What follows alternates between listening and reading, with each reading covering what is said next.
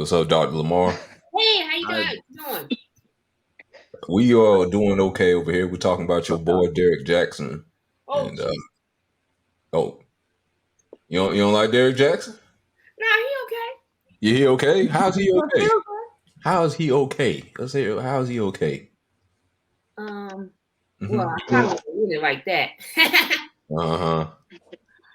you know, I remember when Tasha K put him on blast. When was it, last year before last, for cheating on the wife? Yeah. And so he was lying because he was giving advice to everybody, and people were listening. But he was creeping with she was a doctor, and Mm-hmm. he was it was funny because I was like, I know Tasha probably lying because Tasha be lying sometimes, but I don't think she wasn't lying about that because he would go over her house and she had like these columns, but the way he made it seem like he was like in his car, but you could see the columns of her house, and the doctor actually called in and said that they would go have sex during her breaks and stuff. She was like an ER doctor or something like that, but he would go to the hospital sometime, and then he would go to her house. And when I saw the wife, I was like, you know what? I get it. I completely get it. And the reason why I said it is because that was me.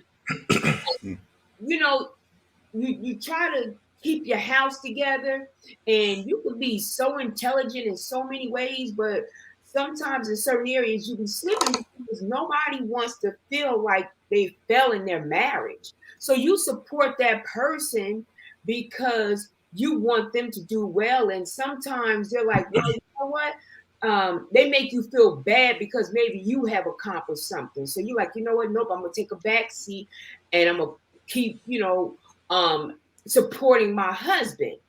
So I understand, like, I didn't realize how bad I looked until my mom was like, you look like hell. Like you look bad.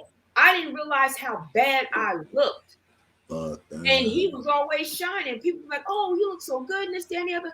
I'm the one looking like, I swear, like I was looking like the maid or something. I'm not knocking it, but I understand how you could be in those situations and lose control and not realize it. Meanwhile, this fool out there creeping, and people think that he's like this epitome of a person, but he's a creep, and I get it. Now, she ain't have to go and drag everybody because people was talking about him now. Right. Herself look like a fool. And I'm not knocking anybody. I'm not knocking, but I get sick of people talking in tongues. And what are you saying? Like, I thought you talking in tongues, you're supposed to be able to interpret. Like this lady, and she's bashing people for talking about it. But your husband has almost 1 million followers. We're gonna talk about you. That's what we're gonna do. We're gonna talk about you. And that's what it is. But don't sit up here and act like everybody else bad because we talking about, because he's a relationship person. But you're not following your own relationship advice. So yeah, but girlfriend needs to just get herself together. She'll come around and stop all that talking in tongues and be embarrassing herself because people make you look like a fool publicly. You don't even know it. Yeah. We all know it. Well, what I think is a shame, but I don't want to judge this guy so harshly that I'm better than him, whatever, because we all make mistakes at some point. We all fall short in some form of manner. Some people have eating disorders, some people are alcoholics, and some people cheat. And normally, and I was having this conversation. Normally, when you watch shows, anybody ever watch the show Hoarders? Mm-hmm. Every Okay. now and again. That's my that'll get me together quick, boy. Me too. I was got PTSD. You be cleaning while you watching it. Yeah. Well, the Not show, cleaning everything. Yeah. the show Hoarders, That's why I was late, because I was taking a shower and cleaning my bathroom. And my 600-pound life. Yeah, that get me together real quick. I'm glad you mentioned that one. So Hoarders, 600-pound life. Let's just say people who are alcoholics, people on drugs, real bad, whatever. Oh, Jesus. And I would put Derrick Jackson in the same category. And the reason why I say that is when you watch these shows and you hear people's stories, what usually do you hear is the problem with all these people. Usually when they go and delve deep into their psychology, what happened to them in their younger years, usually they were sexually assaulted. Someone died that they cherished, and they replaced all that with some sort of addiction. My Strengths Addiction, that's another show. They would replace it with food. They were hoarders. It's usually they don't let go of stuff. They don't throw stuff away. And so they just keep everything in the house. They can't let it go because it makes them feel like they're letting a person go or something that they had before. Or they're letting go of something that they hold, they cherished as a kid or whatever. And with Derrick Jackson, and this is for every guy, this is Derrick Jackson, because it may be in his nature to go and find another woman, but you got to have the strength and accountability to not do that. You have to be strong and not do that. Same way someone has to be strong to not go and do crack.